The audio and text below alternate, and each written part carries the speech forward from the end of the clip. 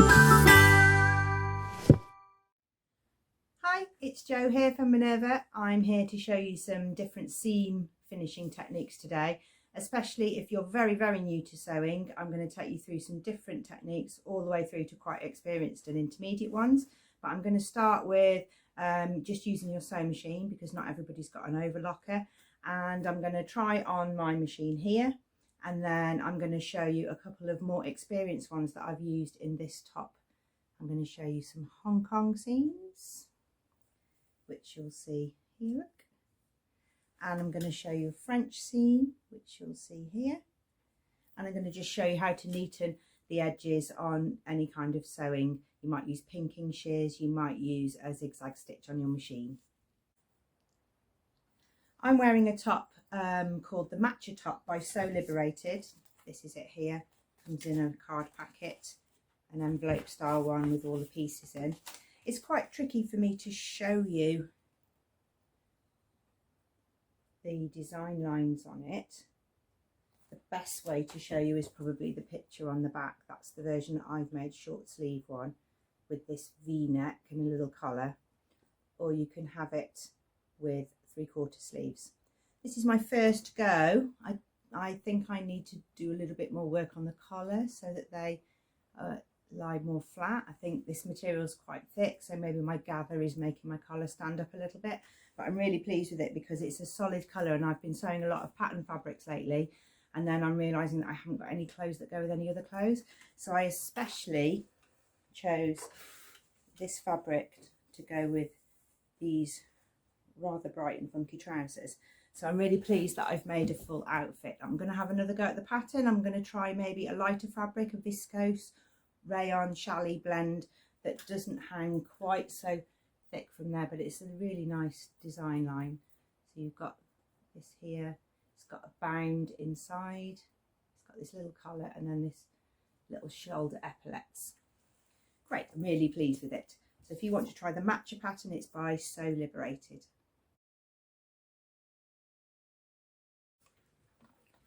Okay, one of the simplest ways that you can finish your seams if you've got a regular sewing machine, you don't own an overlocker, is to zigzag the edges. So that is why you have this generous 1.5 seam allowance, so that you've got room to decide how to finish your seams. A zigzag stitch is good. It stops your fabric from fraying, but it also gives your items a little bit longer life in the washing machine, so they will be a little bit stronger. They won't fray back to your seam line. So I'm going to zigzag, but don't zigzag really close to the edge pretending to have an overlocker, because you'll just bite all that edge down and it'll all chew up and go down into your foot plate. So just keep your zigzag from the edge. Depending on where your seam is going, you might want to just trim off any excess if it's a particularly thick fabric and it's going to be folded over, or depending on where on your garment this seam is lying, you might need to just take a little bit more off there, but don't snip the zigzag. And then you'll take it to the ironing board and press it, and then you'll have 2 rows of zigzag that are stopping your fabric fraying, and it will give your clothes a lot longer life in the washing machine.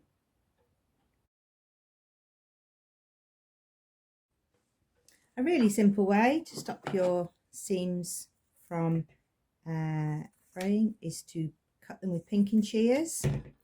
This works for fabrics that don't fray very much, so I sometimes use this for a kid's t-shirt, a jersey t-shirt, or something like that. I use my overlocker now, but I used to use my pinking shears on fabrics that don't fray too much, and then I iron it out, and then I would have a seam that lies really nice and flat. There's no extra bulk on it at all, and it would stop it fraying. The only thing with that is you do need to be careful, particularly on this embroidered anglais. I can see the zigzags shape through the fabric, so it depends on how thick your fabric is. So you've got to make a choice between all the different options that I'm going to show you in this tutorial.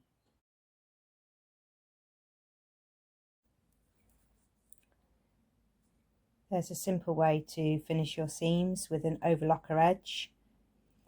I tend to cut my fabric out and overlock all of the pieces that I'm going to be handling quite a lot straight away, but you do have to make sure that you transfer the marking. So can you see there? I cut a little notch in the fabric, but of course when you overlock it you cover them over a little bit. So then I chalk on top to make sure that I can still follow my notches. So be careful if you are overlocking all your edges or serging your edges, that you still can find your notches. They're not hidden within the serger allowance.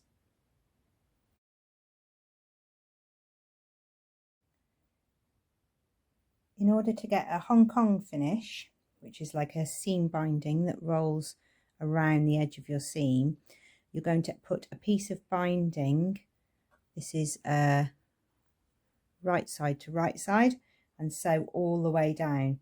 I've overlocked mine just because I'm handling it a lot while I'm doing the tutorial, but you won't need to do that. That's the whole point. This binding is going to cover up that raw edge.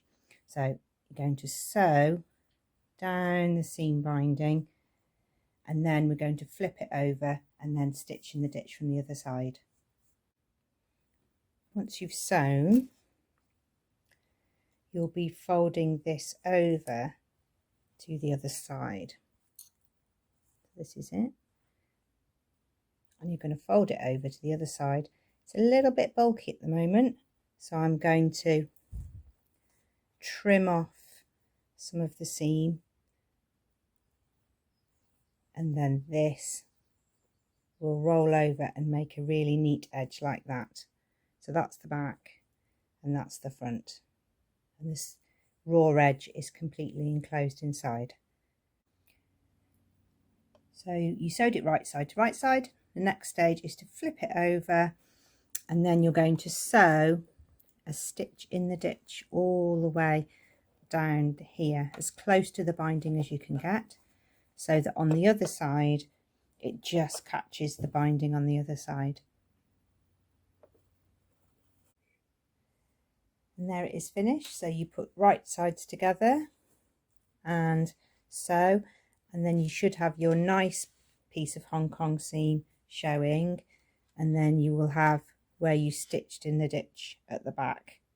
So if you went off a little bit like I have there, it's not the bit that's shown, it's the bit that's underneath. It's a really nice finish, really useful for an unlined jacket or a boiled wool jacket which isn't lined, or for smart vintage skirts like circle skirts, where when you swish about you might see that up inside. So some people use this inside the edge of a circle skirt. It's suggested on the matcha pattern because this has an open V-neck, so it wants to have that folded over so that you top stitch the V on the front. But if it ever flapped back while you were wearing it, it's got a neat inside. So that's a Hong Kong seam, really taking your sewing to the next level. I'm going to show you how to make a French seam. So this is the top with the right side showing. So here's the right side, that's the top stitch neck. This is the center front seam that's got the Hong Kong seam, and you can see why the Hong Kong seam is used there, because that top's quite floppy, so you might get to see the inside. On this side seam you're going to pin it with the wrong sides together, and that doesn't feel right because mostly you pin things right sides together. We've got a seam allowance of 15 millimeters, so we're going to split that a little bit.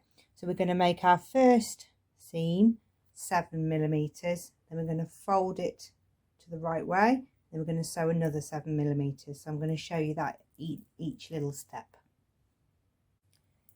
Sewn down the seam, and then I've layered out half, and you can see why this fabric is really fit for a bit of French seaming, because it does fray quite a lot. I've got an overlocker, but if you haven't got an overlocker, then learning a French seam is a really useful way of enclosing your seams. It's good if you're working with chiffon or georgette, or you're making underwear, a camisole, where you don't want the seams on the inside to be showing. You want it to look really seamless both inside and out. It does get a little bit addictive once you've done it on something. You want to start doing it on everything, but it is more difficult to change size and fit after you've done it, because you'd have to unpick 2 rows of stitching. So this is really a great technique if you've toiled an object and you know that all the seam allowances are in the right place. So just so that you can see, this is the right side,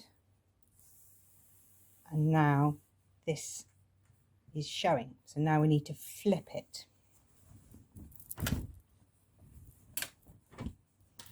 to the wrong side, and I know it's the wrong side because I'm using my safety pin method, where the wrong side has got the safety pin showing. I'm going to press this seam and then I'm going to sew it again. This is what it looks like.